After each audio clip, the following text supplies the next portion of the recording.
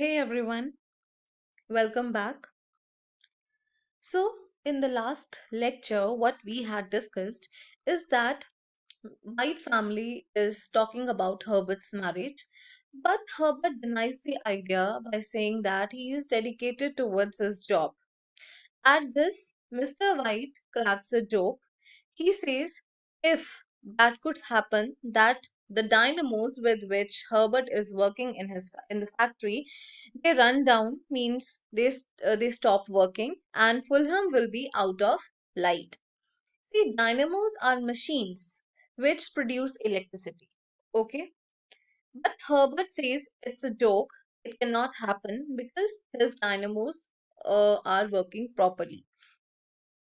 Now, someone has come, uh, and who is he? It is Sergeant Major Morris. And what Herbert does is he removes the chessboard and places it on the piano and says, wonder what yarn he has got for us tonight. It means that he says what kind of stories he would tell us tonight.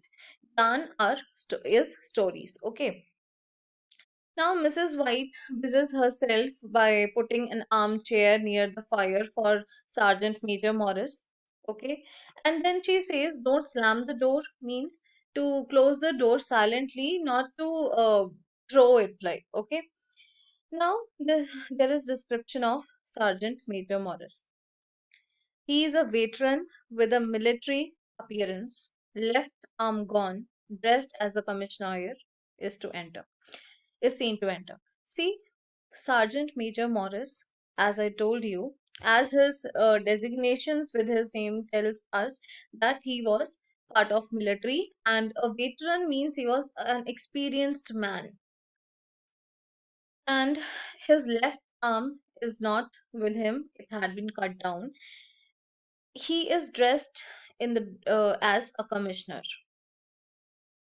Now Mr. White as Sergeant Major Morris has entered in the room, so Mr. White helps him to put his coat off and he hangs it in the outer hall. After that, as we had discussed that there is strong wind blowing outside, so Mr. White asks Sergeant Major Morris to slip in quickly so that he can close the door. Otherwise, it was very difficult for him to hold the door against strong wind.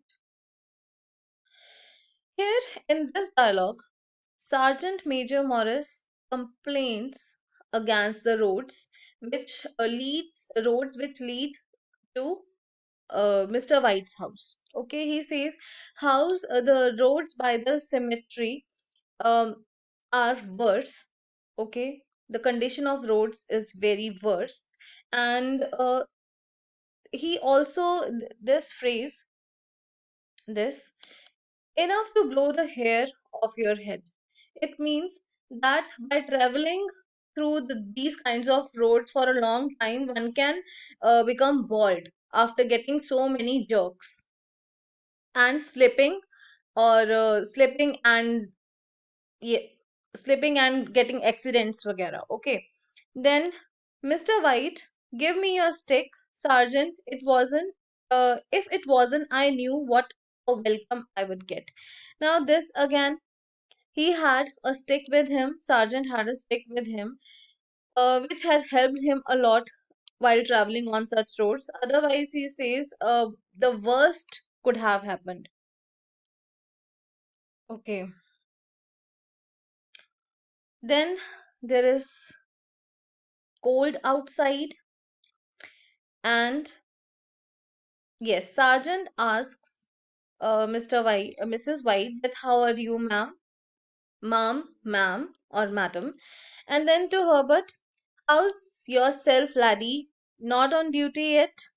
Ah, day week. Ah, now, firstly, Sergeant asks about the health or well-being of Mrs. White, and then he talks to Herbert that don't you have to go on duty or was it your day duty? So Herbert replies, no sir, night, week, means I have eye duty on night and there is half an hour yet to go. Mr. White mixes grog for Morris. Grog is a kind of alcohol. Okay. Then now Sergeant sits in the armchair, which Mrs. White is monitoring. Then he says thank you to her. That's a sight better than the trenches at Chitral. That's better than sitting in a puddle with the rain pouring down in buckets and the natives taking pot shots at you. So here, trenches at Chitral. See, Chitral is an area now in Pakistan. But before partition, India and Pakistan was just one country. So at that time, it was part of Hindustan. Okay.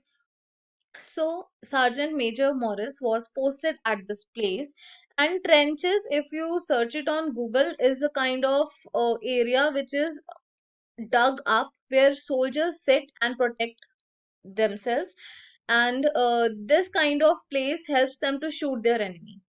Please search it on Google. And then he says that's better than sitting in a puddle in the rain. Puddle is also a kind of place where where uh, is a pond. Okay, pond, yes, stagnant water we can say, and sitting over it, sitting and in that water, and rain coming from the sky means water and water everywhere. And the natives means where he was posted. Okay, at that place, Chitrol, he was pot shot or shot by the natives of that place, shot with the stones. Okay, so he says this place where I am right now at Mr. White's house is better than his place where he was posted. Mrs. White says, didn't you have no umbrellas? See how naive Mrs. White is. Then Sergeant says, umbrella, ho ho, that's good, eh, White, that's good. Did ye hear what she said? Umbrellas and galoshes and hot water bottles. Oh, yes.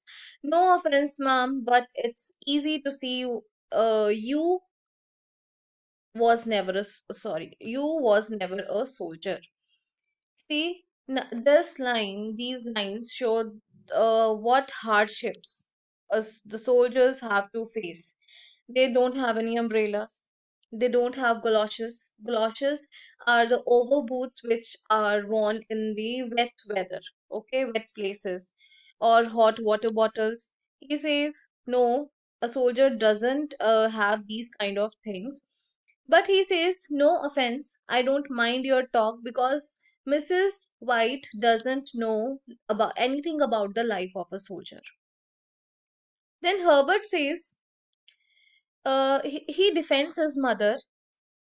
He says, my mother has spoke this kind of things out of kindness. She is so kind. That is why she has said this. And Sergeant again says, no offense intended. No, ma'am, hardship is the soldier's lot. Starvation, fever, and get yourself shot. That's a bit of my own. Again, these lines shows the hardships or the struggles which the soldiers face, and starvation, fever, and then get yourself shot means death. And he says he has faced this kind of situation himself. Then Mrs. White, again, she is so naive. She says that she says, I don't find any other struggle or any other kind of mark on your body except that you don't have your left arm. Sergeant says, and I got this for no, madam. Tough Thomas Morris is tough.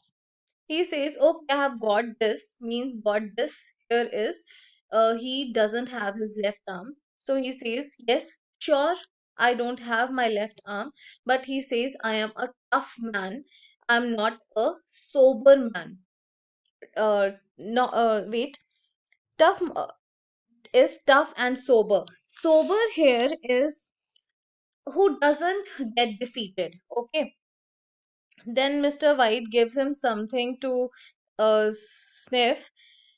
Then Sergeant says whiskey and hot and sugar and slice on of lemon. No, I said I would never, but seeing that sort of night, well, here's another 1,000 a year. See, firstly, he is offered, Sergeant is offered with whiskey, sugar, lemon, and something hot. See, just above these two lines, he has said that he's a tough guy.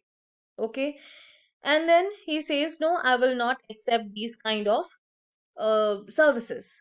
Then he says, no, the night outside is really very cold, so I will accept whiskey and these all hot things. Then they cheer their glasses. Sergeant asks Herbert that why don't you have any glass in your hand? A glass of whiskey, of course, alcohol. So Herbert says he says that he has to go for work. He has to go in the factory and work with the machines. So he cannot drink at that moment because this dialogue. I have got to keep a cool head, a steady eye, and a still hand. The flywheel might gobble me up. He says, no, I have to be in my senses. That is why I cannot take any drink right now. He says that I should be concentrated, otherwise, the machines will gobble me up. Gobble me up means the machines would eat me. See, here lies in this line the flywheel. In this line lies the irony, dramatic irony, because Herbert says what he is going to face in the future, in the near future. Mrs. White says, don't Herbert. She sits in the armchair below the fire. Herbert, no fear, mother. Mrs. White says, don't say this, Herbert. Don't say these unfortunate things. Herbert is laughing. He says, no, mother, no fear, mother. Don't worry, mother. Everything is fine. Now, see, uh, Herbert has talked about his dynamos right now. So, Sergeant says, are you electricians, sort of magicians you are? Light, light, say you, and light it is. See, um, this is the dialogue which compares electricians to the magicians. Okay, which we will discuss in the next class. So, thank you everybody for listening.